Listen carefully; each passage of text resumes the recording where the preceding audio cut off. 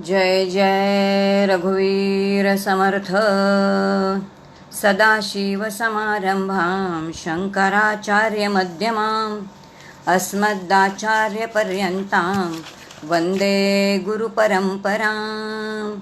मन्नाथ श्रीजगन्नाथ मद्गुरो श्रीजगद्गुरु मदात्मा सर्वभूतात्मा तस्मै श्री गुरवे नमः।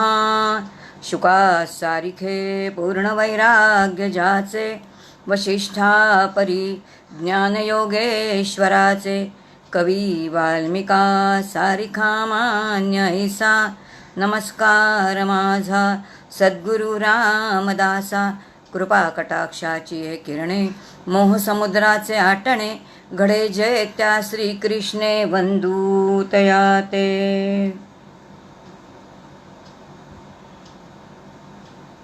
महारत्नपीठे शुभकान्तिमूले सुखासीनमादित्यकोटिप्रकाशं सदा जानकी लक्ष्मणोपेतमेकं सदा रामचन्द्रं भजेऽहम्।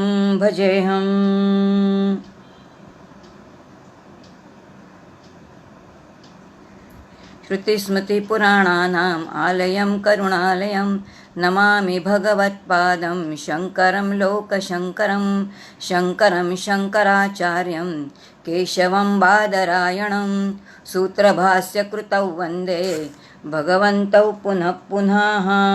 हरि ओम तत्सत।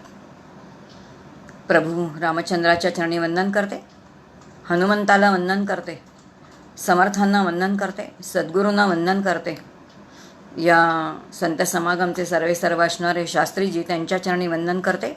सर्व या ठिकाणी जे वक्ते आहेत ते प्रवचनकार कीर्तनकार या सर्वांच्या चरणी वंदन करते। सर्व श्रोत्यांना अभिवादन करते आणि आजची जी सेवा आहे ती सुरू करते। आज आमच्या सगळ्यांचा अतिशय आनंदाचा दिवस आहे, कारण प्रभू रामचंद्राच्या जी आहे अयोध्येमध्ये भूमिपूजन झालेलं आहे। सगळ्यांचं तुमचं आमचं असं असणारं जे काही दैवत आहे त्या दैवताच्या ठिकाणी आज आपलं जे काही आहे ते सकाळचं भूमिपूजन आपण बघितलं आहे। प्रत्येकाच्या घरी मला वाटतं आज आपण छान सण साजरा केलेला आहे आणि त्याच ह्या मुहूर्तावरती मला वाटतं आपण आज मुंडकोपनिषद बघतोय। मला असं वाटतं की ज्या मुंडकोपनिषदामध्ये मांडुक्य उपनिषद बघते। मांडुक्य उपनिषदाचा जो विषय आहे ना तो विषय आहे ओंकार साधना। ओंकाराची जी साधना आहे मुळामध्ये, तर ती साधना जेव्हा बघतो तेव्हा ती निर्गुणाची साधना आहे।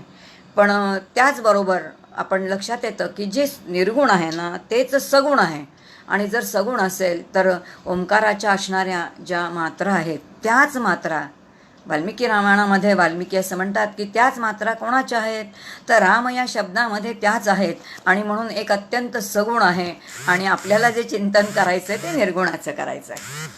अर्थात असं सगुण आणि निर्गुण दोन्हीही एकच आहेत असा बुद्धीचा निर्णय करू आपण आज तरी निदान।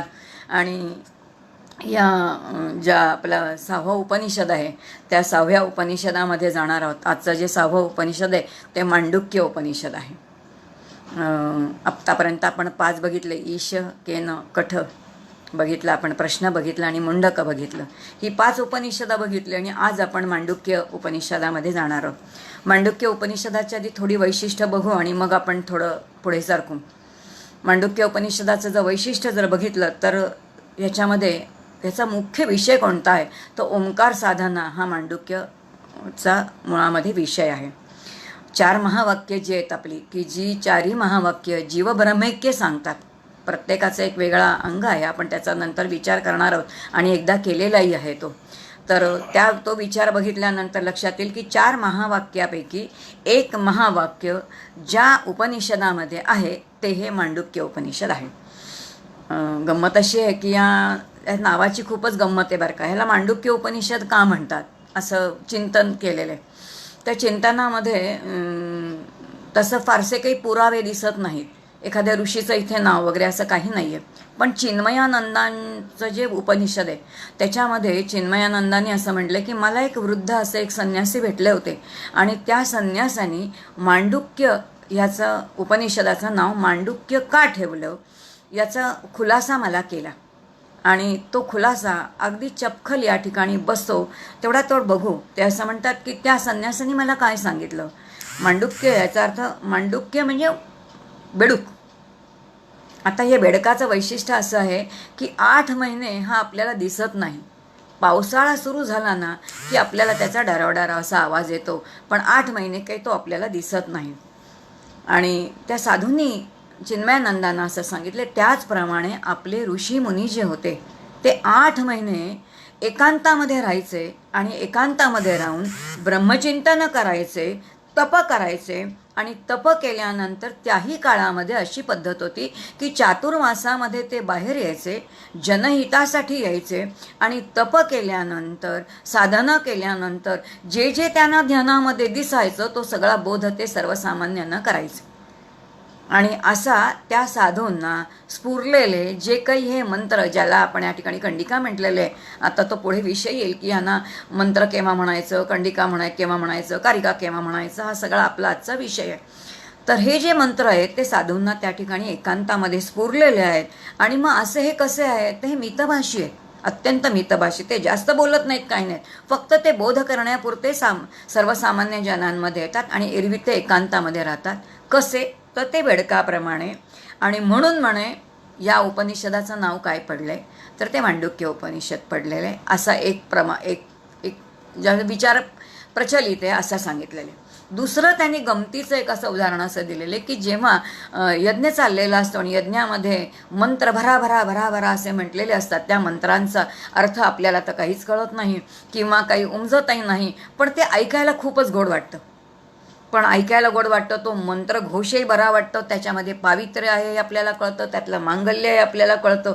पण तरीसुद्धा त्यांनी म्हटले की ज्या वेळेला ब्रह्मवृंद असा वेदमंत्रांचा घोष करतात, तो घोष कसा आहे तर बेडकाच्या ओरडण्यासारखा भरभर भरभर जर कानावरती पडलं तर तो तसाच आहे. आणि म्हणून त्या नादावरनं, मुळामध्ये ओंकार हा नादयुक्त आहे. ही संपूर्ण उपासना आपल्याला नादाकडे म्हणजे सूक्ष्माकडे घेऊन जाणारी आहे. आणि नादाच्या पलीकडे, नादातीताकडे आपल्याला जायचं असल्यामुळे त्या नादावरतून ते काय आहे तर त्याचं नाव काय पडलेलं आहे तर मांडुक्य पडलेलं आहे. असं एक गमतीची गोष्ट या ठिकाणी सांगतात. अर्थात त्याचं नाव जे आहे त्याचं थोडं चिंतन आपण केलं. आणि गंमत अशी आहे की हे जे उपनिषद आहे सगळ्यात छोटं असणारं उपनिषद आहे. ह्याचे केवळ 12 मंत्र आहे. मंत्र जरी 12 असले तरीसुद्धा साधनेच्या अंगाने जर विचार केला तर अतिशय महत्त्वाचं असं हे उपनिषद आहे. मुळामध्ये मंत्र 12 आहेत, पण त्याच्यावरती ज्या त्यांच्या कारिका केलेल्या आहेत, गौडपादाचार्यांनी केलेल्या कारिका आहेत, त्या जर बघितल्या नाहीत तर त्या पाहिल्यानंतर लक्षात असं येतं की 215 कारिका आहेत. आणि जोपर्यंत त्या कारिका समजावून घेत नाही आपण, तोपर्यंत मांडुक्य उपनिषदाचा जो विषय आहे ना तो आपल्याला आकलनाला येत नाही. आणि म्हणून संपूर्ण जर ते समजून घ्यायचं असेल तर त्या कारिकांचं आपल्याला थोडं चिंतन करावं लागतं. अर्थात 3 दिवसामध्ये आपण पूर्ण कारिका पाहू शकणार नाही, आपण मंत्रच बघू. पण कारिकामध्ये काय आहेत, त्याचे 4 भाग कोणते आहेत, प्रत्येक भागामध्ये काय सांगितलेलं आहे तेवढं समजावून मात्र नक्की घेऊ. आणि म्हणून कारिका ज्या आहेत त्या अतिशय महत्त्वाच्या आहेत. मांडुक्य उपनिषदाचं पुन्हा वैशिष्ट्य सांगितलं जाते. एक सुंदर श्लोक आहे ज्याच्यामध्ये म्हटलेलं आहे की शंकराचार्यांनी स्वतः मांडुक्य उपनिषदाविषयी काय म्हटलेले आपण बघूया. आचार्य असं म्हणतात, मांडुक्यम एवम एव अलमुमुक्षाणाम विमुक्तये. खूप सुंदर विचार आहे बरं का. मांडुक्यम एकम एव, मांडुक्य हे एकच असं उपनिषद आहे की जे काय करतं तर मुमुक्षु जे आहेत त्या मुमुक्षूंना काय करतं तर विमुक्तये, याचा अर्थ मुक्त करतं. म्हणजेच जे आहे की जो त्याचा मुक्तीपर्यंतचा जो प्रवास आहे, ज्याला आपण म्हणतो सायोज्य मुक्ती, त्या सायोज्य मुक्तीपर्यंत नेण्यासाठी एकमेव एक मांडुक्य उपनिषद जे ते पुरेसं आहे. पुढे म्हटलंय, तथापि असिद्धम चेत ज्ञानम दशोपनिषदम पठ. आता इथे आचार्यांची मेघ आहे बरं का. आचार्य काय सांगतायत बरं का, मोक्षाची इच्छा असणाऱ्यांनी केवळ एकाच उपनिषदाचा अभ्यास करावा, तो म्हणजे मांडुक्य उपनिषदाचा. पण तेवढं पुरेसं आहे. पण जर बुद्धीचा कस नसेल, ते जर आकलन होत नसेल, बुद्धीची तयारी तेवढी झालेली नसेल, मुमुक्षत्व तेवढं आलेलं नसेल, तीव्र मुमुक्षत्व नसेल, तर मात्र 10 उपनिषदांचं पठण करणं काय आहे आवश्यक आहे. मग शेवटी कोणतं करायचं अध्ययन? तर मांडुक्य करायचं. आता लक्षात आलं असेल, शेवटच्या टप्प्यापर्यंत आपल्याला शेवटचा जो बोध आहे तो करण्या इतपत ज्याच्या सामर्थ्य आहे असं असणारं उपनिषद कोणतं आहे? तर ते मांडुक्य उपनिषद आहे. इतकं महत्त्वाचं असणारं ते उपनिषद आहे. आत्ताच आपण बघितलं की आकाराने अतिशय लहान असं असणारं, खूप छोटं आहे, पण ब्रह्मप्राप्तीचं अत्यंत श्रेष्ठ अशी साधना सांगणारं, ओंकार साधना सांगणारं, त्याचबरोबर ओंकाराची महती पटवून देणारं असं हे उपनिषद आहे. आता जितकी ओंकाराची महती याच्यामध्ये आहे त्याहीपेक्षा आणखीन एक महत्त्वाचं या उपनिषदामध्ये आहे, आणि ते म्हणजे ज्या आपल्या 3 अवस्था आहेत, आपल्या सगळ्यांना अनुभवाच्या आहेत. जागृत अवस्था तुम्हाला, स्वप्नावस्था तुम्हाला आम्हाला माहिती आहे, किंवा सुषुप्ती अवस्था तुम्हाला आम्हाला माहिती आहे, पण तुर्यावस्था आपल्याला फारशी माहिती नाही, जी ज्ञानसन्मुख असणारी अशी ती अवस्था आहे. आणि त्या तुर्यावस्थेचं नेमकं आणि नेटकं मार्गदर्शन, ती अवस्था म्हणजे काय, तिथे जाण्यासाठी आपल्याला नेमकं काय करायचं आहे, तिथे गेल्यानंतर काय होतं, म्हणून तुर्यावस्थेचं समग्र चिंतन आपल्याला कुठे पाहायला मिळतं? तर या मांडुक्य उपनिषदामध्ये पाहायला मिळतं. आणि हे याचं अतिशय वैशिष्ट्य आहे. दुसरं आणखीन एक वैशिष्ट्य आहे, आत्तापर्यंत जी आपण सगळी उपनिषदं बघितली त्या उपनिषदामध्ये ना गुरु शिष्यांचे संवाद होते. आता या उपनिषदामध्ये गुरु शिष्यांचे संवाद नाहीत, प्रश्न नाही, शंका नाही, आणि शंका नाहीत त्यामुळे प्रश्न नाहीत, त्यामुळे गुरूंनी उत्तरं दिलेत, असं ह्याचं स्वरूपच नाही आहे. ह्याचं स्वरूप वेगळ्या प्रकारचं स्वरूप आहे. आणि नुसतं वेगळ्या प्रकारचं स्वरूप म्हणजे काय, तर केवळ तत्त्वज्ञानाचं प्रतिपादन सरळच्या सरळ, म्हणजे जो विषय आहे जीवब्रह्मैक्य, प्रत्येक जीव हा ब्रह्मस्वरूपच आहे, प्रत्येक जीव हा परमात्मे स्वरूपच आहे, एवढं एकच सांगणारे जे 18 मंत्र आहेत, ते जीवब्रह्मैक्य सांगणारे ते 12च्या 12 मंत्र आपल्याला काय करतात, तर तेवढंच सांगणारे आहेत, बाकी काही सांगणारे नाहीत.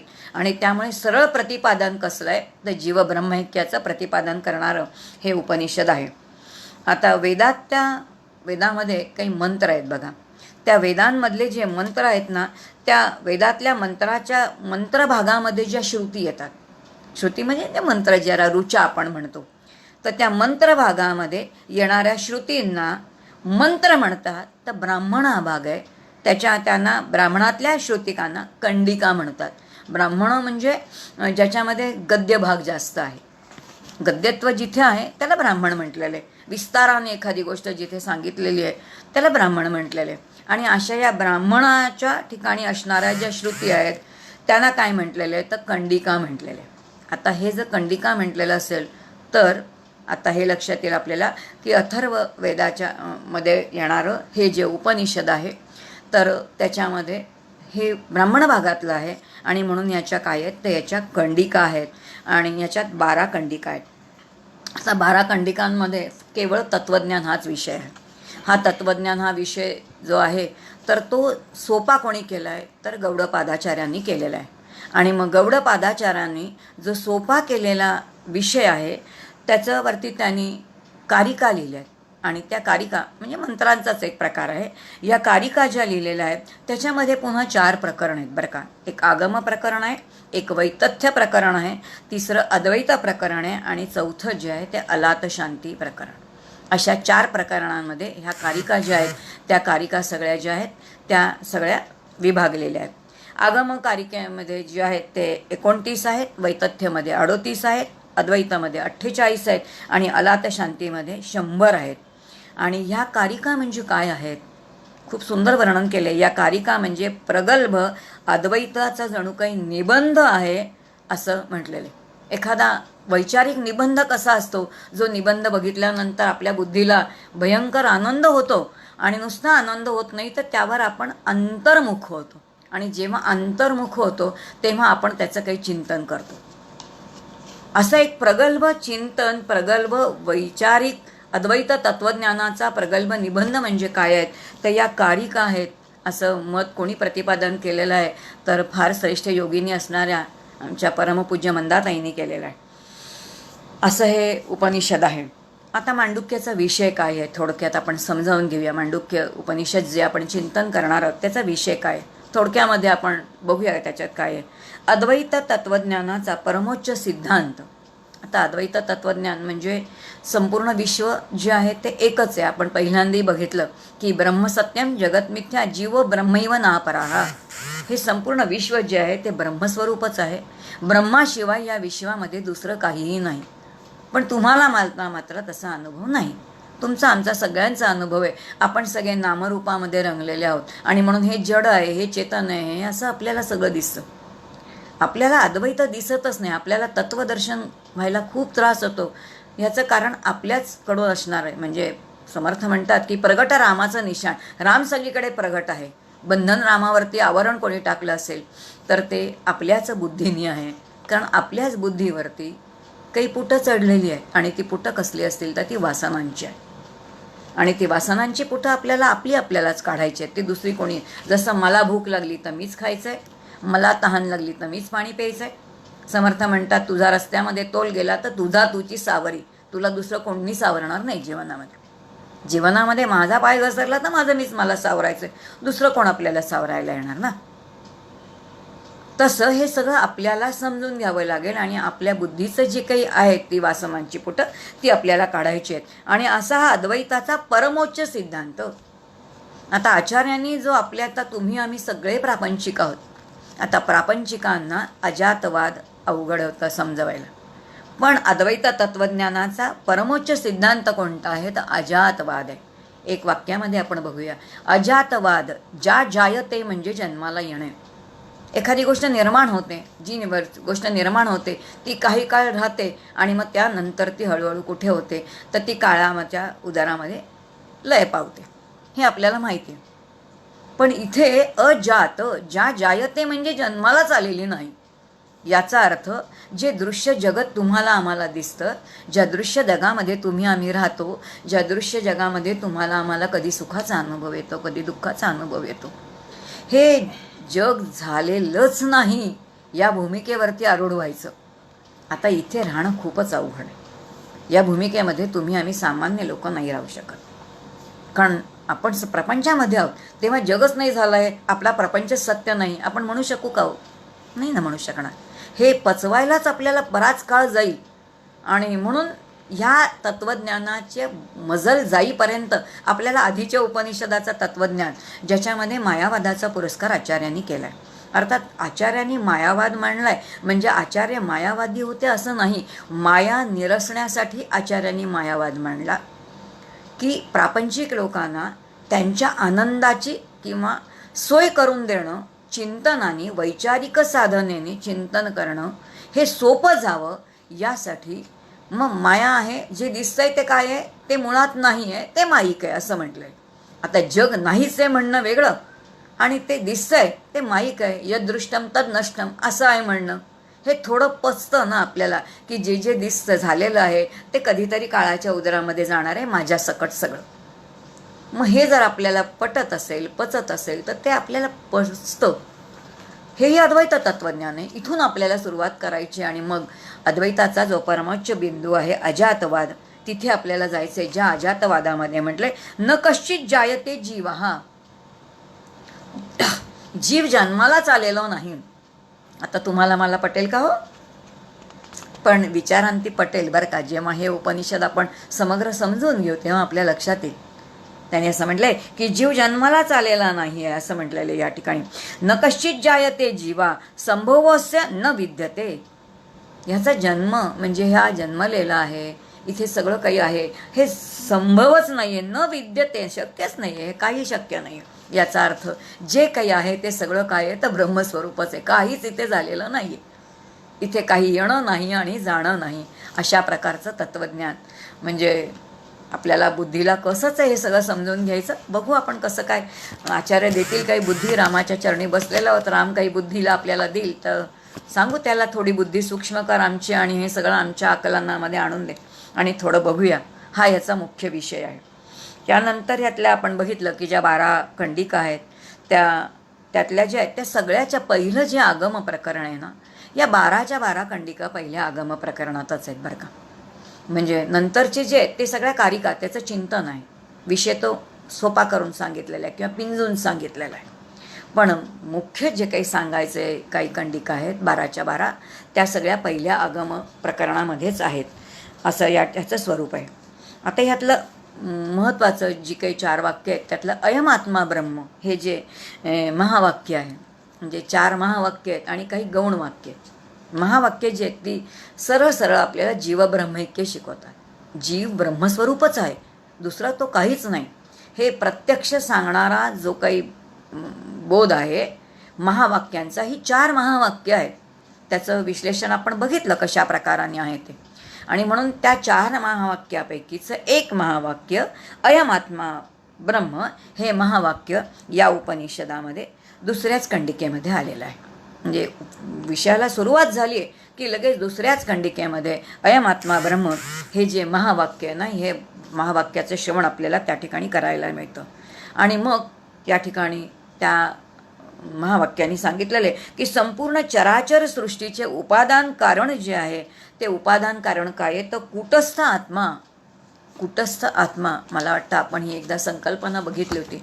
जरा पुन्हा त्याचं थोडं चिंतन करूया आणि पुढे जाऊया, नाहीतर विषय पुन्हा अर्धवट राहील. कूटस्थ म्हणजे काय, आत्मा म्हणजे काय. ब्रह्म हे अत्यंत सूक्ष्म असं असणारं एक तत्व आहे. आकाश अत्यंत सूक्ष्म आहे, आकाश नाही अशी एकही जागा नाही, पण आकाशापेक्षा सूक्ष्म असं असणारं एक तत्व आहे की ज्याला माऊली म्हणतात आकाशाच्या चाळणीतून गाळून घेणारं सूक्ष्म तत्व कोणतं असेल तर ते ब्रह्मतत्व आहे. ते चैतन्य स्वरूप आहे, ज्ञान स्वरूप आहे, सदरूप आहे, चिदरूप आहे, आनंद रूप आहे. म्हणजेच ते सत्तारूप आहे, ज्ञानस्वरूप आहे आणि आनंद स्वरूप आहे. असं हे संपूर्ण विश्वव्यापक असणारं जे तत्व आहे ते एखाद्या उपाधीमध्ये जेव्हा शांत म्हणजे मर्यादित म्हणजे सीमित होतं. आता उपाधी याचा अर्थ तुमचा माझे एक शरीराचा आकार आहे, त्या आकाराच्या आतमध्ये आपल्या अंतःकरण आहे. अंतःकरणामध्ये बुद्धी नावाचं तत्व आहे आणि अंतःकरण बुद्धी ही संपूर्ण शरीराच्या उपाधीमध्ये व्यापून राहिलेलं तत्व आहे. बुद्धी एका ठिकाणी नाही, आपल्याला वाटतं ती फक्त डोक्यातच आहे, असं नाही आहे. अंतःकरण हे संपूर्ण उपाधीला जसं व्यापून आहे तसं बुद्धितत्व अंतःकरणाचाच एक पदर असणारं ते संपूर्ण बुद्धितत्वाला व्यापून आहे. या बुद्धीच्या पाठीमागे बुद्धीला जे चैतन्याचा म्हणजे बुद्धी ही कशी आहे तर सत्वगुणांनी युक्त आहे. मग तिचं सामर्थ्य काय आहे तर ती जितकी शुद्ध आहे, ती जितकी शुद्ध आहे ज्याच्यावरती कसलीही म्हणजे जसे एखादी काच जर अत्यंत स्वच्छ असेल तर त्याच्यातून येणारा प्रकाश सरळ येतो, स्वच्छ येतो. पण त्याला जर काजळी असेल तर ती काच प्रकाश घेऊ शकत नाही.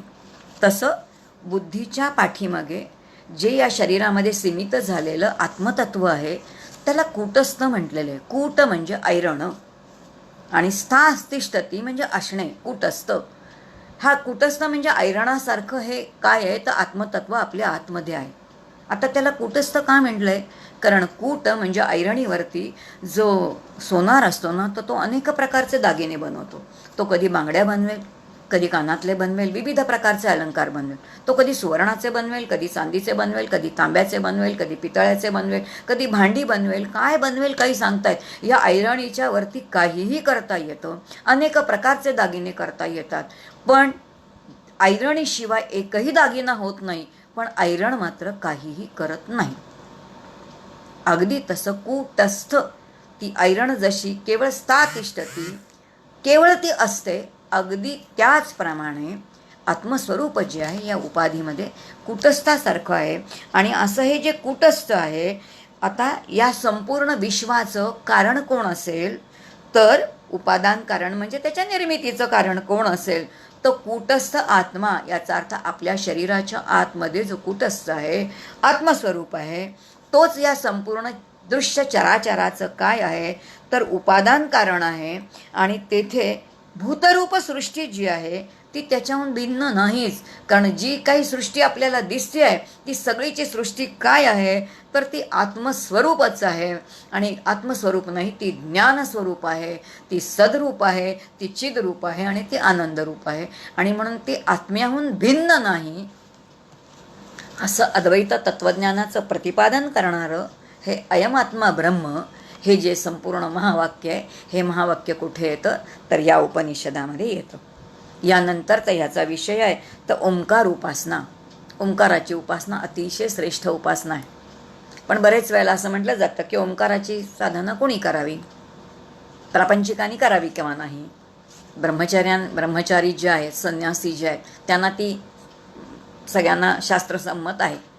पण मग तुमच्या आमच्यासारखे जे काही प्रापंचिक आहे त्यांनी ओंकार साधना करावी किंवा नाही, बरेच वेळेला प्रश्न पडतो, स्त्रियांनी करावी किंवा नाही. त्यामुळे जे ओंकार साधनेचं फल आहे तेच जे पौराणिक खुले मंत्र आहेत, त्या खुल्या मंत्रांचंही सामर्थ्य कमी नाही.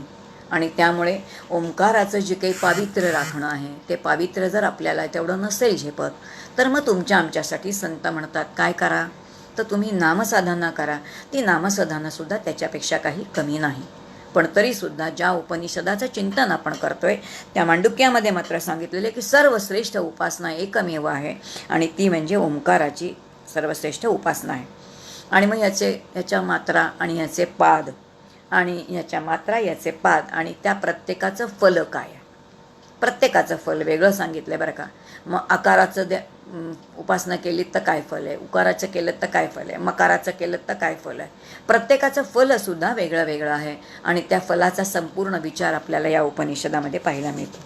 आता ज्या कारिका आहेत त्या कारिकांचा थोडा आपण विचार करू. आपण पूर्ण कारिकांचा अभ्यास करणं शक्य नाही, पण कारिका म्हणजे काय आहे, त्याच्यामध्ये काय विषय येतो तेवढा आपण फक्त बघूया, म्हणजे उपनिषदाचा आपल्याला पूर्णपणाने अंदाज येईल आणि काय अभ्यास आपल्याला करायचा एवढं आपल्याला समजेल. कारिकांचे जे 4 आपण बघितलं प्रकरण, त्यातलं आगम प्रकरण आहे, त्या पहिलं जे आगम प्रकरण आहे त्याच्यामध्ये संपूर्ण भूतसृष्टी जी आहे ती काय आहे, तर ती ब्रह्मच आहे किंवा ती ओंकारच आहे असं सांगितलं. संपूर्ण विश्व ओंकारच आहे, ओंकाराशिवाय या विश्वामध्ये दुसरं काहीही नाही. सर्वाधार ओंकार. उत्पत्ती विश्वाची ओंकारातून आहे, स्थिती ओंकारामध्ये आहे, बाकी काहीच नाही. जे जे दृश्य झालेलं आहे ते दृश्यसुद्धा सगळं काय आहे, तर ओंकाराशिवाय दुसरं काही नाही. आणि म्हणून संपूर्ण भूतसृष्टी ब्रह्मस्वरूपच आहे, स्वरूप नव्हे तर ती ओंकार स्वरूपच आहे. हे आपल्याला काय सांगितलेलं आहे, तर आगम प्रकरणामध्ये सांगितले. तसंच आगम प्रकरणामध्ये आणखीन एक गोष्ट सांगितली, ती म्हणजे ओंकार म्हणजे काय आहे, तर ते परब्रह्म आहे आणि अपरब्रह्मसुद्धा आहे. परब्रह्म म्हणजे जे निर्गुण निराकार आहे, आणि अपर जे आहे ते ईश्वर स्वरूप आहे. आपण हा सगळा विषय खूप डिटेलमध्ये बघितला. परब्रह्म आणि अपर ब्रह्माचे जे 2 प्रकार आहेत, हा सगळा विचार आपण समग्र आधीच्या उपनिषदांमध्ये केलेला आहे. आणि म्हणून अपरब्रह्म वाचक म्हणून ओंकार कसा आहे, हा परब्रह्म पण आहे आणि अपरब्रह्म वाचक दोन्हीकडे आहे.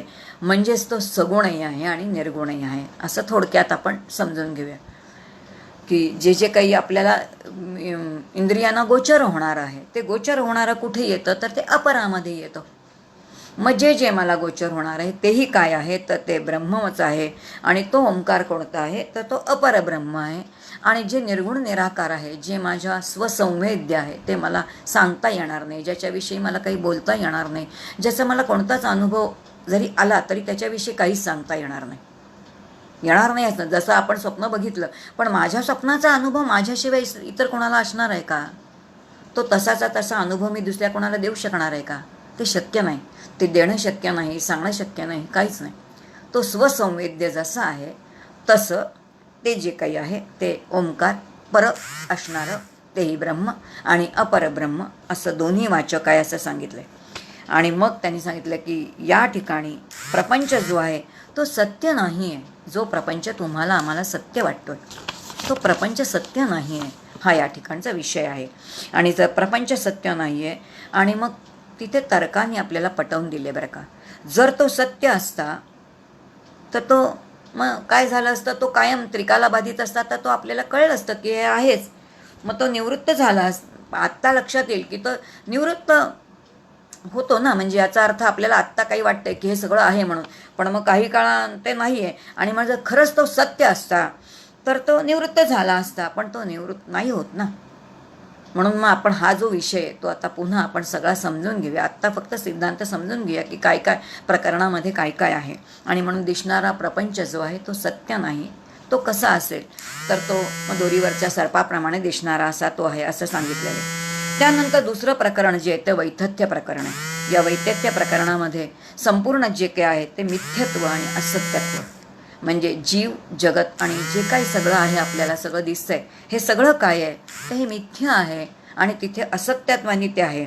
कसं असेल ते तर ते रज्जूवरती जसा सर्प दिसतो तसाच आहे आणि रज्जू ज्ञानाने कसं आहे तर सर्प निवृत्त होतो. रज्जूचं म्हणजे खरं ज्ञान ज्या क्षणी झालं म्हणजे भीतीने आपल्याला त्या अंधारामध्ये दोरीवरती सर्प दिसतो, पण ज्या क्षणी प्रकाश पडतो त्यावेळेला दोरीचं खरं स्वरूप समजतं आणि दोरीचं खरं स्वरूप समजलं की सर्प निवृत्त होतो. अगदी तसं ब्रह्मस्वरूप समजलं, आत्मस्वरूप जेव्हा कळतं, आत्मज्ञान जेव्हा होतं तेव्हा भूतकल्पना म्हणजे जे जे भवती आकाराला आलेलं आहे ही कल्पनाच नाहीशी होऊन जाते. कारण जे जे आकाराला आलेलं आहे ते काय आहे तर ते तेच आहे हे समजून जातं. म्हणून तत्वदर्शनाच्या साह्याने की जे आकाराला आलेलं आहे ते भूत आहे, पण ते कसं आहे ते मिथ्या आणि असत्य आहे. पण आकार म्हणजे रूप आणि नामाच्या पाठीमागे आणखीन एक जे आहे तत्व ते सत्य आहे आणि ते तत्वदर्शन आपल्याला हळूहळू उमजायला लागतं. हे आपल्याला वैतथ्य प्रकरणातून शिकायला मिळतं. नंतर तिसरं प्रकरण जे ते अद्वैत आहे. अद्वैत प्रस्थापित करण्याचं हे प्रकरण आहे आणि त्यामुळे अद्वैत तत्त्वज्ञान जे आहे ते त्या ठिकाणी सांगितलेले. शून्याचं निरसन खूप छान विचार आहे त्या ठिकाणी. समर्थांनी दासबोधामध्ये खूप छान सांगितले की समजा जर आपण ध्यानाला बसलो असू आणि कधीतरी अशी एखादी स्थिती येते, विचाररहित अशी स्थिती येते आणि विचाररहित स्थिती आली की खूपच आनंद होतो आणि खूप आनंद झाल्यानंतर असं वाटतं की चला आपल्याला अनुभव आला असं वाटतं. पण समर्थ म्हणतात अनुभव आलेलाच नसतो. शून्य म्हणजे काहीच नाही. जिथे काहीच नाही विचाररहित अशी असणारी स्थिती आहे, शून्य स्थिती आहे. म्हणजेच काय आहे तर शून्याचं प्रकाशन करणारा मी तिथे शिल्लक आहे. मग ही स्थिती म्हणजे काय आहे? समर्थांनी सुंदर ओवी दिली. ते म्हणतात की इकडे देव दृश्य तिकडे देव म्हणजे इकडे देव तिकडे दृश्य किंवा तिकडे देव इकडे दृश्य मध्ये शून्यत्वाचा ठाव तया मंदबुद्धीस्तव प्राणी ब्रह्म म्हणे. म्हणजे जे काही विचाररहित स्थितीमध्ये विलक्षण आनंद आहे तिथे गेल्यानंतर फार बरं वाटतं की आपण खूप काही कमावलेलं आहे, पण हा नकारात्मक आनंद आहे. तो खरं जे आपला स्वरूप आहे तर प्राप्त झाल्याचा आनंद नाही. आणि म्हणून ते शून्य म्हणजे काय, शून्यवादाचं निरसन कसं करायचं हा सगळा विषय कुठे येतो तर तो त्या ठिकाणी येतो. आणि मग अद्वैताचा जो सिद्धांत आहे पुन्हा ब्रह्मसत्यम जगत मिथ्या याच्यामध्ये लक्षात येईल की जीव जो आहे ते आपल्याला एक नक्की निर्णय करून घ्यावाच लागेल आणि तो पुन्हा पुन्हा आपल्याला करावा लागतो. खरं सांगायचं तर एकदा जर पक्का निर्णय झाला ना तर परत करावा लागणार नाही, पण तो आपला होत नाही पक्का. आणि म्हणून जीवाचं ब्रह्मत्व एकदा तरी आपल्याला कळलं पाहिजे की मी जीव नाही, मी ब्रह्मच आहे. आणि ब्रह्म कसं आहे निर्मलम निश्चलम शांतम निरामयम. ते निर्मल आहे, निश्चल आहे आणि शांत आहे. मग मलाही कसं व्हायचं निर्मल, मला एकही मल म्हणजे एकही चुकीची गोष्ट माझ्या अंतःकरणात नसली पाहिजे. निर्मलम निश्चल अत्यंत शांत. आपण सारखं काय आपले 2-2 मिनिटांनी आपले पापड मोडतच असतात. जरा मनाविरुद्ध झालं की आपण चिडचिड करत असतो, तसं नाही उपयोग. मग ते ब्रह्म जर निर्मलम निश्चलम शांतम आहे तर मग मला त्याचा अनुभव घ्यायचा असेल तर मला आधी पहिल्यांदी अंतःकरणाची स्थिती तशी करावी लागेल. आणि म्हणून हे समजून घ्यायचं. हे सगळं कशासाठी समजून घ्यायचं, ते ब्रह्म तसं आहेच, पण मला तसा अनुभव व्हायचा असेल तर मला माझ्यामध्ये किती बदल करायचा आहे, मला माझ्यामध्ये किती बदल, मला किती काय कोणते विकार माझ्यामध्ये आहेत, हे सगळे विकार मला कसे काढायचे आहेत, हा सगळा विचार समजून घ्यायचा आहे. आणि म्हणून पहिल्यांदी जीवाचं काय आहे ब्रह्मत्व, जगताचं काय आहे तर मिथ्यत्व. ज्या जगामध्ये आपण राहतो त्या जगामध्ये कुणी आपली स्तुती केली तर फारच बरं वाटतं, कुणी आपली निंदा केली की आपल्याला फारच राग येतो. हे का वाटतं, कारण दिसणारं दृश्य जगत आपल्याला सत्य वाटतं. पण ज्या क्षणी जगताचं मिथ्यत्व लक्षात येईल की जग काय आज चांगलं म्हणणार आहे उद्या वाईट म्हणणार आहे, मग त्यांच्याकडे लक्ष द्यावं का. तुकोबारायांचं छान वाक्य आहे, ते असं म्हणतात की कुणी निंदा कुणी विंदा माझा स्वहिताचा धंदा. तुकोबारा एका त्यांच्या अभंगामध्ये म्हणतात एखाद्या स्त्रीला जर मुलंच झालं नाही तर लोक तिची वांज म्हणून तिची निंदा करतात, आणि जर मुलं झाली तर तिला डुकरीणमयी म्हणतात. मग लोकांच्या मनावरती किती लक्ष ठेवायचं, त्यापेक्षा मी माझं चित्त किती शुद्ध ठेवीन आणि चित्त शुद्ध ठेवून ज्यांनी मला इथे पाठवलेलं आहे त्याचं स्वरूप जाणण्यासाठी मला इथे पाठवलेलं आहे. आणि ते जर त्यांनी मला त्याच्यासाठी इथे पाठवलं असेल तर तो अनुभव मला घ्यायचा आहे, जो श्रेष्ठ अनुभव आहे की मी कोण आहे, जे माझं आत्मपद हरवलेलं आहे, या संपूर्ण विश्वाचं अधिष्ठान मीच असेल आणि ते मी आहे असा अनुभव जर मला घ्यायचा असेल तर इतका मोठ्या अनुभवासाठी मला जी काही साधना करायची ती साधना आपण कधी करणार? मग हे आपलंच जे हरवलेलं पद आहे, गमावलेलं आपण पद आहे, हे आपल्याला उपनिषद श्रुती माऊली देणार आहे. आणि मग त्यासाठी आपल्याला जगताचं मिथ्यत्व समजावून घ्यावं लागेल. ज्या वेळेला जगताचं मिथ्यत्व समजावून घ्यायचं म्हणजे काय, जग नाहीसं होणार नाही, पण जगताच्या विषयीची माझी आसक्ती कमी झाली पाहिजे, माझ्या स्वतःविषयीची आसक्ती माझी कमी झाली पाहिजे, जगताविषयीचं माझं आसक्ती कमी झाली पाहिजे, त्याविषयीचं वैराग्यही माझं वाढलं पाहिजे.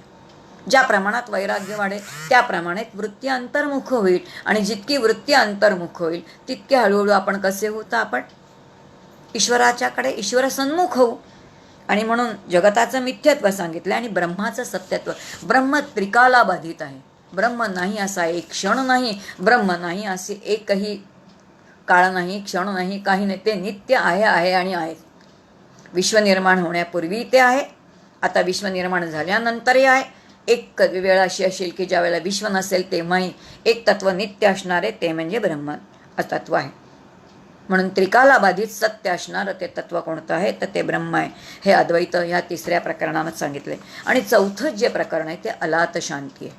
अलात शांती याचा अर्थ अद्वैत सिद्धीसाठी त्यांनी एक सुंदर दृष्टांत दिला आणि तो दिलाय तो अलात म्हणजे त्याला आपण म्हणतो कोलीत किंवा मशाल. आता त्याची गंमत अशी आहे की मशाल म्हणा, कोलीत म्हणा, किंवा आपल्याला तुम्हाला आम्हाला एक छान सगळ्यांना माहिती असणार आहे फुलभाज्या आहेत बघा. आपल्या घरी लहान मुलं असले तर आपण फुलभाज्या आणतो किंवा एखादी मशाल आहे. तर इथे दिलेला दृष्टांत मशालीचा आहे, पण तेच आपल्याला फुलभाजीच्या मध्ये पण बघतो आपण की ती मशाल समजा आपण पेटवली आणि हवेमध्ये गोल गोल गोल गोल गोल गोल फिरवली, तर फिरवल्यानंतर एक सुंदर वर्तुळ दिसतं. ते वर्तुळ किती वेळ दिसतं? जितका वेळ हातामध्ये मशाल आहे, ती मशाल पेटलेली आहे, तितका वेळेस ते वर्तुळ दिसतं. ज्या क्षणी ते आपण थांबवतो फिरवायचं त्या क्षणी ते वर्तुळ नाहीसं होतं. आणि ते वर्तुळ म्हणजे ते गोल तो काही संबंध तो चमकणारा दिसणारा आपल्याला भाग आहे, तो किती वेळ दिसतो? जोवर जितका वेळ ते गोल मशाल फिरते तितका वेळेस दिसतं. आता त्याच्यावरनं त्या उदाहरणावरनं आपल्याला आता सांगितलंय की सिद्धांतावरती या जोपर्यंत अविद्या आहे तोपर्यंत ह्या जगतामधली सगळी रूप आणि भूत यांचं भान आहे. खरं तर ते वर्तुळ निर्माणच झालेलं नाही, पण ते दिसल्याशिवाय राहत नाही. ते कसं दिसतं, अनुभवाला येतं, पण तरीसुद्धा त्याला अस्तित्वच नसतं. अगदी त्याप्रमाणे हे दृश्य जगत, हे दृश्य तुम्ही आम्ही सगळे, आपल्याला असं वाटतं माझं अस्तित्वही आहे, माझा प्रपंचही सत्य आहे, हे सगळं जगही सत्य आहे. हे कुठपर्यंत? जोपर्यंत आत्मभान येत नाही तोपर्यंत. जेव्हा खरं आत्मभान येईल तेव्हा ही रूप दिसणारी सगळी भूत ही सगळी जी आहेत ही सगळी काय आहेत? अविद्या आहे तोपर्यंत दिसत आहेत. आणि ज्या वेळेला ज्ञानामध्ये प्रविष्ट होऊन त्यावेळेला ह्याचं दर्शन आहे, आणि ते दर्शन कसलं आहे तर ते ब्रह्मरूप दर्शन आहे, बाकी काहीच नाही. मग एक तर ते आत्मरूप तरी दर्शन असेल, हे माझंच रूप आहे. आणि म्हणून कृष्ण म्हणतो मी सगळीकडे मीच आहे, गीतेमध्ये म्हणतोय ना तो, सर्वांच्या मध्ये मीच आहे आणि सगळीकडे माझ्याशिवाय दुसरं काहीच नाही. मग हा अनुभव घेण्यासाठी हे उपनिषद आहे असं सांगितलेलं आहे. आणि मग त्यांनी म्हटले की असं भान जेव्हा येतं तेव्हा तिथे कोणतंही रूप नाही, कोणत्याही आकृत्या नाहीत, त्या ठिकाणी कोणती जात नाही, काही नाही. आणि असं सगळं ह्या चारी प्रकरणामध्ये सांगितलं. आणि मग आता या ठिकाणी ह्या उपनिषदाचं फल काय? समजा आपण ह्या उपनिषदाचं श्रवण केलं, त्याचं अध्ययन केलं, तर आपल्याला काय मिळणार आहे? तर त्यांनी म्हटलंय की आपल्याला एकच फल मिळणार आहे, आणि ते म्हणजे जीवात्माच ब्रह्मरूप आहे, ब्रह्मच आहे. म्हणजे आपला जीवात्मा, तुम्ही आम्ही सगळे जीवात्माच ब्रह्मच आहे, याचा आपल्याला अपरोक्ष अनुभूती येईल. म्हणजे साक्षात याची अनुभूती येईल. आणि असं साक्षातपणे हे जो जाणतो तो काय करतो तर त्याला शोकमुक्ती, याचा अर्थ सकल दुःखाची निवृत्ती. आता त्याला जीवनामध्ये दुःखाचं कारणच नाही, शोकच नाही. आणि मग आता शोक नाही म्हटल्यानंतर शोकाच्या विरोधामध्ये आता काय राहिलं? फक्त आनंदच राहिला. तुकोबाराय म्हणतात ना, आनंदाचे डोही आनंद तरंग, किंवा माऊली म्हणते आनंदुरे आजी आनंदुरे, सभा या अभ्यंतरी अवघा परमानंदुरे. अंतरंगामध्ये बहिरंगामध्ये एका आनंदाशिवाय दुसरं काहीच नाही. ही जी काही अंतःकरणाची स्थिती आहे, ही स्थिती म्हणजे काय आहे, तर ह्या उपनिषदाचं फल आहे असं सांगितलं. असं साधारण आपण संपूर्ण या उपनिषदाचा अभ्यास कसा करायचा, का करायचा, आणि त्याचं संपूर्ण बैठक जी काही आहे, चौकट ज्याला शास्त्राची, ती आपण समजून घेतली. आणि आता पुन्हा आपण उपनिषदामध्ये, आता परत उपनिषद या शब्दाची व्याख्येचं पुन्हा चिंतन करायची गरज नाही. मला वाटतं 5 वेळा आपण उपनिषद म्हणजे काय, उप आणि नि म्हणजे दोन्ही काय आहेत, तर ते उपसर्ग आहेत, प्रत्येकाचा अर्थ काय, मग उपनिषद म्हणजे काय, हे सगळं आपण बघितलेलं आहे. पण आता अगदी थोडक्यामध्ये बघू की आपल्या संतांच्या चरणी किंवा सद्गुरूंच्या चरणी ब्रह्मविद्या जी आहे, ती ब्रह्मविद्या समजून घेणं म्हणजे काय, तर उपनिषद आहे. आणि निष्ठेने त्यांच्याकडे अत्यंत कसं जाणं, तर समितपाणी जाणं. आणि जेव्हा असे समितपाणी आपण त्यांच्याकडे जातो, तेव्हा तो जो बोध करतात, तो बोध जो आहे तो उपनिषदांचा बोध आहे. आणि तो जीवब्रह्मैक्य, दुसरं काहीच नाही. दुसरा तो कोणता बोध ते करतच नाही. समर्थ म्हणतात ना की बाकी कोणते बोध करणारे असतील तर त्यांना सद्गुरू म्हणताच येत नाही. असे गुरु अडक्याचे 3 मिळाले तरी करू नका, असं समर्थ सांगतात. आणि म्हणून सद्गुरूंचा बोध तेवढाच असतो की ते स्वरूप जे काही आहे तेवढं ते शिष्याला मिळवून देणं. आणि असं हे उपनिषद जे ब्रह्मविद्येचा बोध करणार आहे. आता ह्या उपनिषदाचा जो शांतीपाठ आहे, तोही आपण अगदी खूप सविस्तरप्रमाणे बघितलेला आहे. आणि मला वाटतं सगळ्यांना माहिती असणार आहे. ओम भद्रम कर्णेभिः शृणुयाम देवा, भद्रं पश्येमाक्षभिर्यजत्रा, स्थिरैरङ्गैः तुष्टुवांसस्तनूभिः वेशेमदेव हितं यदाम, स्वस्ति न इंद्रो वृद्धश्रवाः, स्वस्ति न पूषा विश्ववेदाः, स्वस्ति न तार्क्ष्यो अरण्ये अरिष्टनेमी, स्वस्ति नो बृहस्पतिर्दधातु. आपल्याला सगळ्यांना माहिती असणारा हा शांती मंत्र आहे, ज्याच्यामध्ये काय म्हटलेलं आहे की आमच्या कानाने आम्ही काय ऐकायचं आहे, तर अत्यंत हितकारक असं ऐकावं. डोळ्यांनी काय पाहावं, तर ते उत्तम बघावं. आमचं शरीर उत्तम असावं. कशासाठी शरीर उत्तम असावं? आमची इंद्रिय बलवान असावीत. कशासाठी? तर ईशसेवा करण्यासाठी. केवळ ईशसेवा नाही, तर ईशस्तवन करण्यासाठी असावं. आणि म्हणून मग आमच्यासाठी कोणी कोणी काय काय करावं, तर इंद्राने आमचं काय करावं, तर कल्याणकारक आहे. म्हणून इंद्राने आमचं काय करावं, तर हित करावं, अत्यंतिक कल्याण करावं. सूर्य जो आहे, आदित्य, आदित्याचं आपण संपूर्ण एक उपनिषदच बघितलं, आदित्य काय आहे तो. आणि म्हणून त्यांनी काय करावं, तर आपल्या अत्यंतिक हित बघावं. त्यानंतर गरुड जो आहे, तेही वैशिष्ट्य आपण बघितलं, गरुडाचं काय आहे ते. त्यांनी आपलं अत्यंतिक हित करावं. आणि बृहस्पती जे देवांचेही गुरु आहेत, त्यांनी सगळ्यांनी आपल्यावरती कृपा करावी. आणि काय करावं, तर आपली शरीर इंद्रिय अत्यंत बलवान असावीत. कशासाठी, तर हे अध्ययन करण्यासाठी. आणि म्हणून हे जे शांतीपाठ आहे, तो गुरु शिष्यांनी दोघांनी म्हणायचं आहे. हेही बघितलं आपण. हे मंगलाचरण आहे. कशासाठी, तर एकतर नमस्कार करण्यासाठी, ईश्वराला, परमात्म्याला नमस्कार करण्यासाठी, आशीर्वाद घेण्यासाठी. आणि त्याचबरोबर अध्ययन उत्तम होऊन त्याचं फलप्राप्ती व्हावी म्हणून, यासाठी आहे. आणि असा हा जो शांतीपाठ आहे तो बघितला. आणि मग ह्याने आपल्या 3ही जी आहेत त्या तापांची शांती कशी व्हावी, आणि त्यासाठी आपल्याला 3 प्रकारचे विवेक, ज्याला आपण बघितलं, एक सत्यासत्य विवेक आहे, त्याच्यानंतर नित्यानित्य विवेक आहे, आणि आत्मानात्म विवेक आहे. प्रत्येक ठिकाणी तो आपल्याला वापरायचा आहे.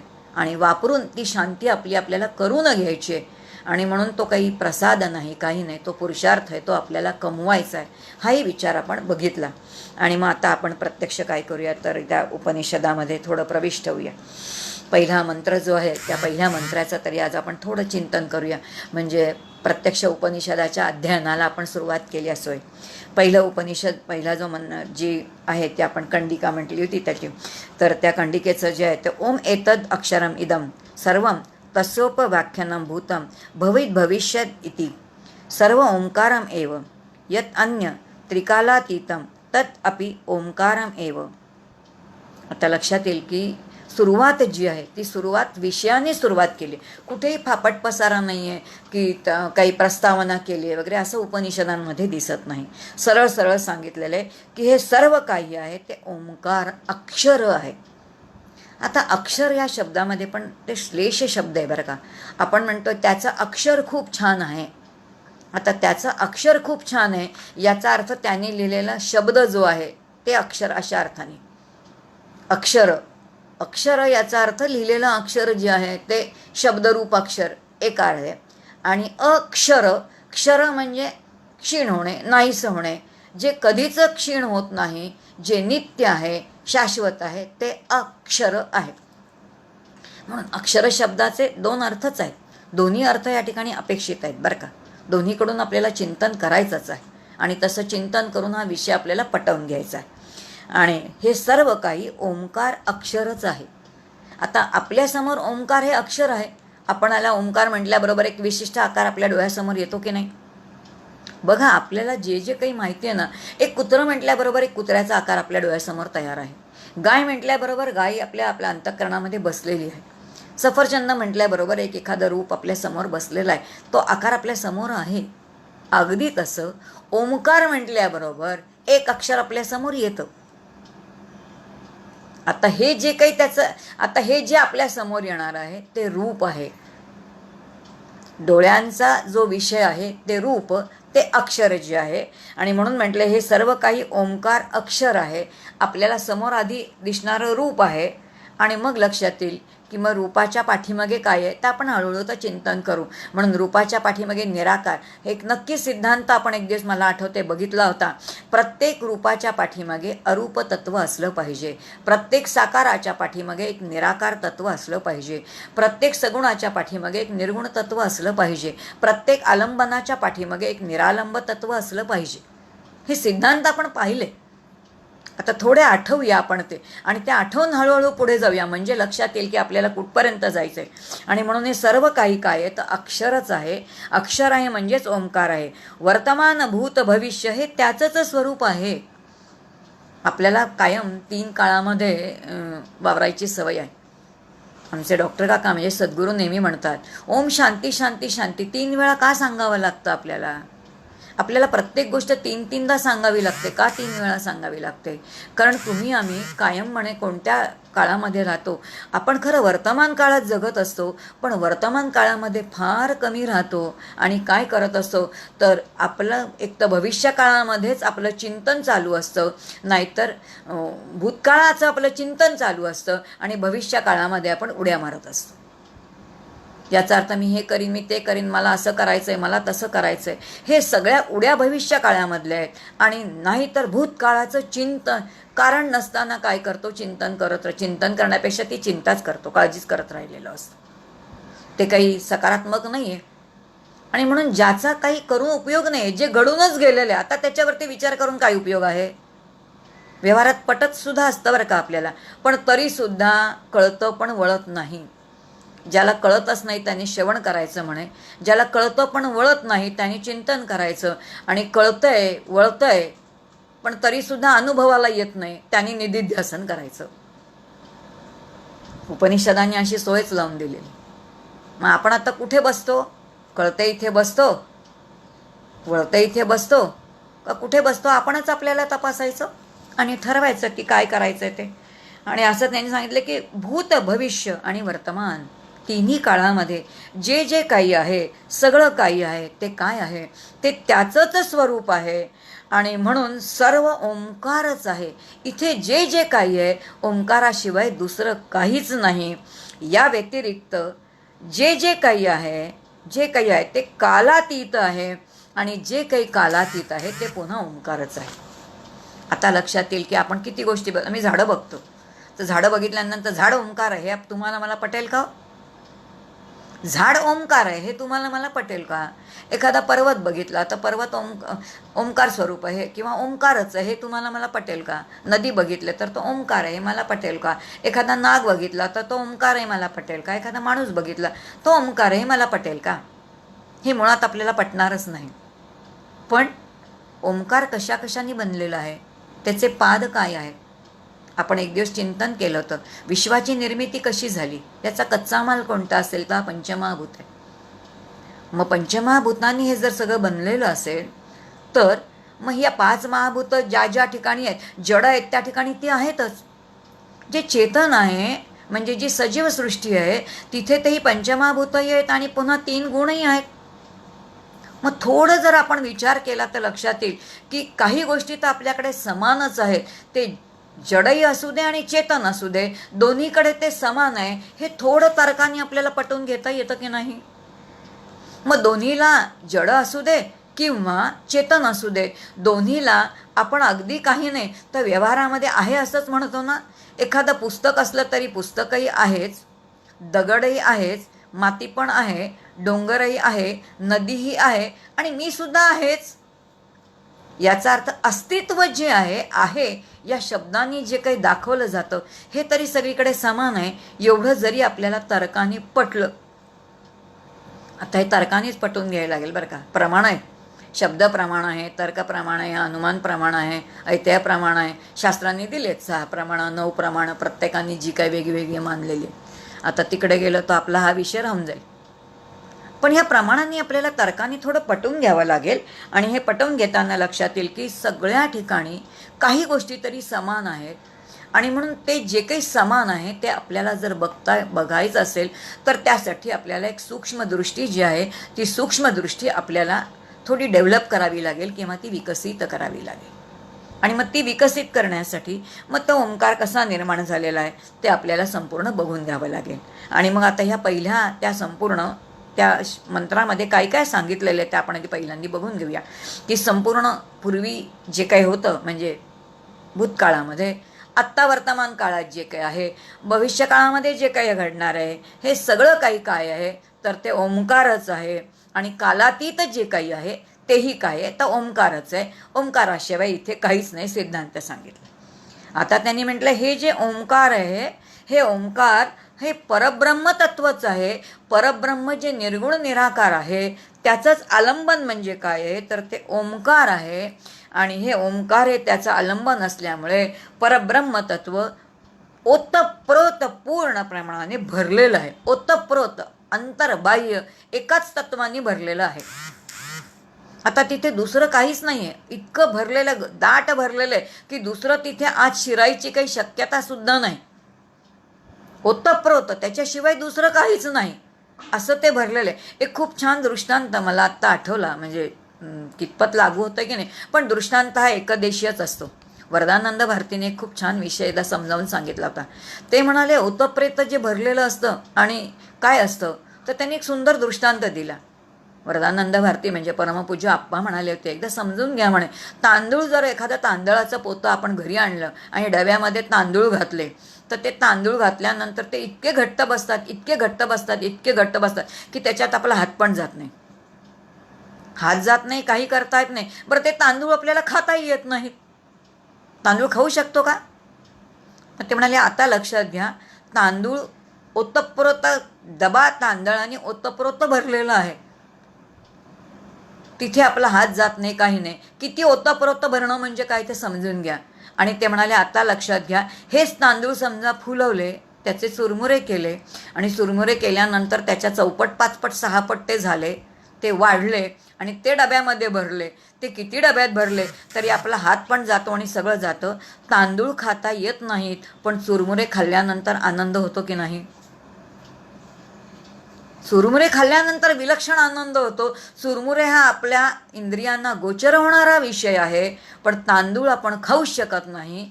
आणि मग त्यांनी सांगितलं की हे जे निर्गुण निराकार आहे, ओतप्रोत भरलेलं जे आहे ते बुद्धीला आकलन होत नाही, पण दृश्य जगत त्याच तत्वाने भरलेलं आहे. हे जर बुद्धीचा निर्णय झाला तर ते आपल्याला समजून घेणं सोपं जातं.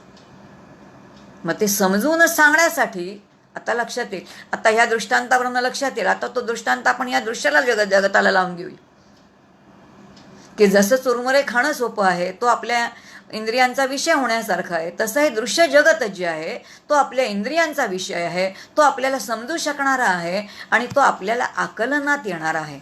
मग कुठेतरी तो बुद्धीला समजणारा विषय आहे, अनाकलनीय होत नाही. जसं निराकारत्व आहे, निर्गुणाची उपासना नाही करता येत आपल्याला, निर्गुणाचं चिंतन नाही करता येत, पण सगुणाचं ध्यानही करता येतं, सगुणाचं चिंतनही करता येतं. मग ह्याच्यासाठी काय करावं लागेल? आता इथे पहिल्यांदा सांगितलं काय आहे, पर पण काय आहे तर ओंकारच आहे. आणि अपर पण काय आहे, म्हणून परब्रह्म असणारं पण ते ओंकार आहे आणि अपर पण ओंकार आहे. मग दोन्ही जर ओंकार असेल तर दृश्य जगतही केवळ ओंकारच आहे असा जर बुद्धीचा निर्णय झाला तर मग आता जे दिसतंय ते काय आहे, ते जर त्याचंच स्वरूप असेल तर मग आता ती दृष्टी मग ती काय कोणाशी काय वाद करेल का, कोणाशी काय भांडण करेल का, काय करेल? कारण भांडण करण्यासाठी दोघं जणं पाहिजेत. जर एकच एक असेल, तत्वच जर एक असेल, तर कोण कोणाशी काय भांडणार आणि काय करणार? समर्थ प्रश्न विचारतात. असं ज्यांनी दृष्टी प्राप्त झालेली आहे अशा माणसाने जर समजा ते म्हणतात, दाते जिभ चावली काय कोणी बत्तीशी मोडली. माझ्याच दाताने जर माझी जीभ तोडली, चावली गेली, तर मी माझी बत्तीशी तोडत नाही. तसं या समाजामध्ये आजूबाजूच्या माझ्याच नातेवाईकांनी, आजूबाजूच्या लोकांनी जर मला त्रास दिला, तर मला त्रास का वाटतो? कारण मी भेदाने बघतोय. मी भेदाने बघतो याचा अर्थ मला अभेददृष्टी प्राप्त झाली नाही. अभेददृष्टी का प्राप्त झाली नाही? कारण माझ्या बुद्धीवरती वासनांची पुटं आहेत. ती मला आधी काढायची आहेत. ती काढल्याशिवाय मला ती दृष्टी प्राप्त होणार आहे का?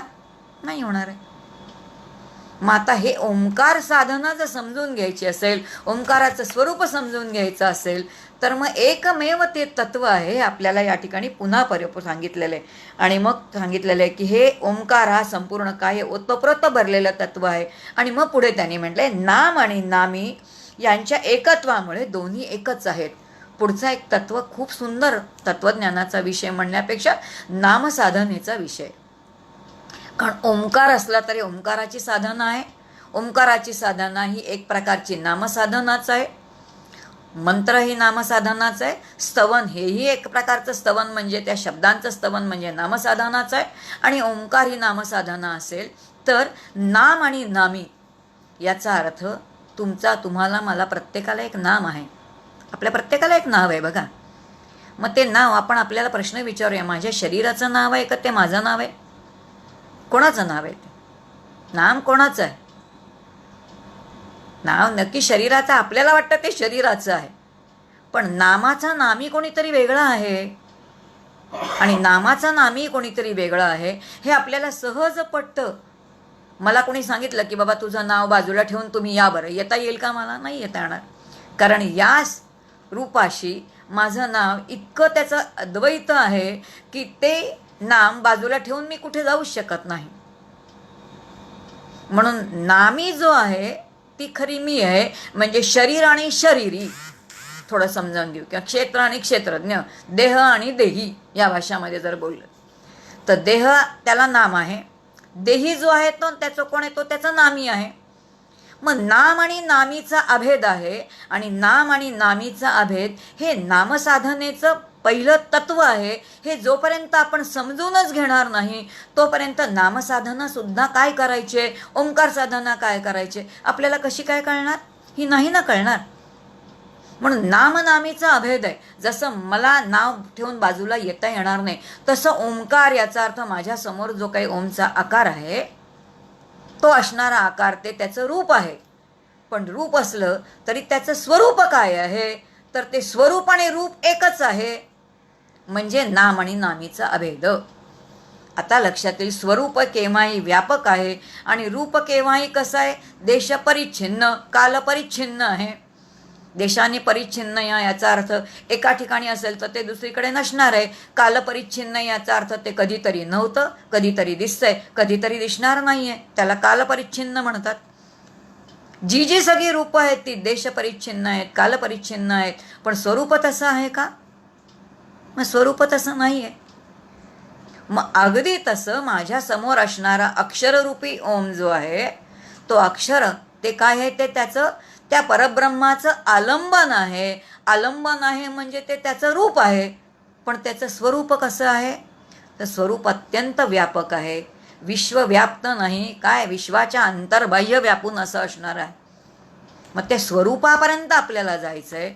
पण त्या स्वरूपापर्यंत जाण्यासाठी ओमच्या रूपाच्या साह्याने जायचं आहे. म्हणजे ओम या आलंबनाच्या साह्याने जायचं आहे. आणि मग त्या आलंबनाच्या साह्याने जाताना बुद्धीचा एक आपल्याला निर्णय करावा लागेल की नाम आणि नामीचा अभेद आहे. जसं माझं शरीर आणि माझं नाव किंवा शरीर आणि शरीरीचा अभेद आहे, तसंच ओंकाराचं काय आहे?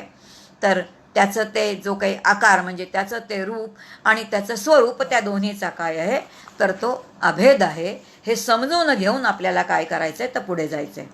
आता पुढचं सांगताना त्याच मंत्रामध्ये सांगितले, ज्याने हे जाणलेले आहे आता ज्यांनी हे स्वरूप जाणलेलं आहे, ज्यांनी हा ओंकार जाणलेला आहे, तेही पूर्णच आहे आणि यानेच विश्वाचे ज्ञान होते. जसं आपण बघितलं, एक जाणलं की सगळं जाणलं जातं.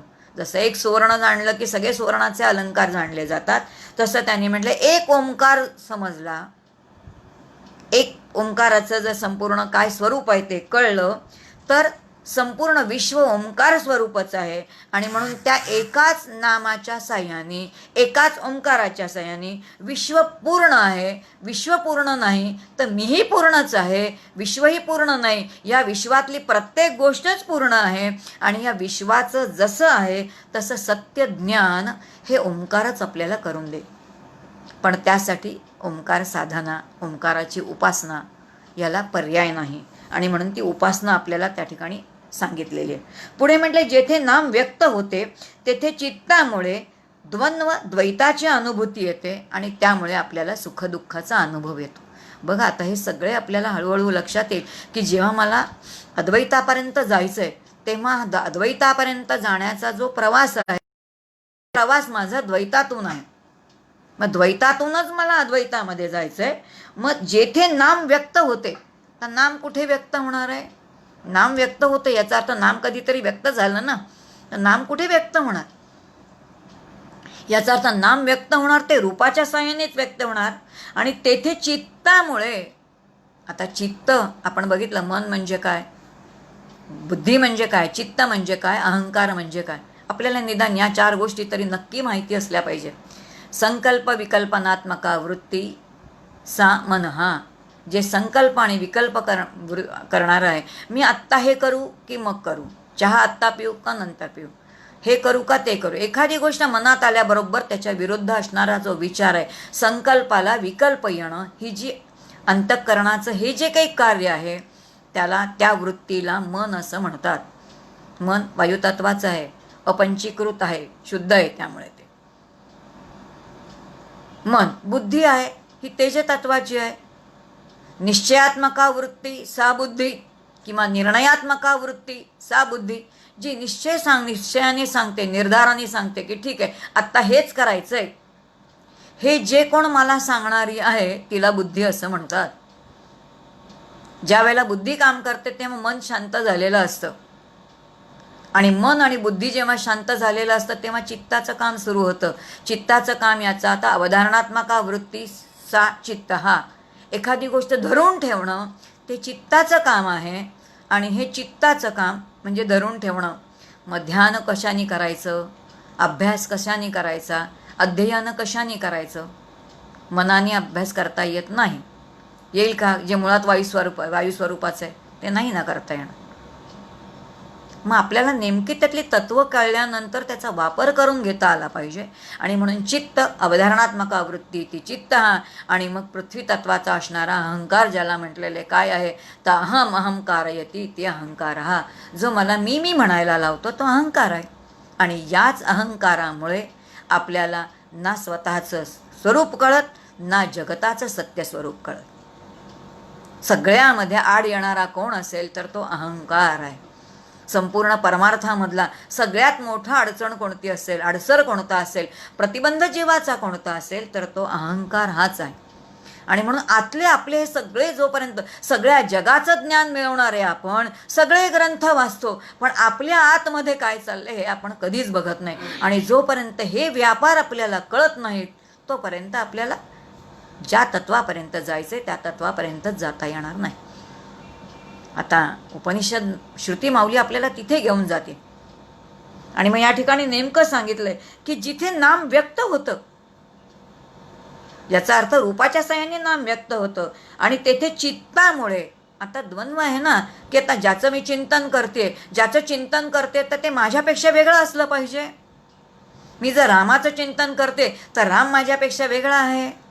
मी जर प्रपंचाचं चिंतन करते तर प्रपंच माझ्यापेक्षा वेगळा आहे. मी माझ्या पोराचं चिंतन करते तर पोर माझ्यापेक्षा वेगळा आहे ना द्वैताची अनुभूती. द्वैत आहे ना तिथे.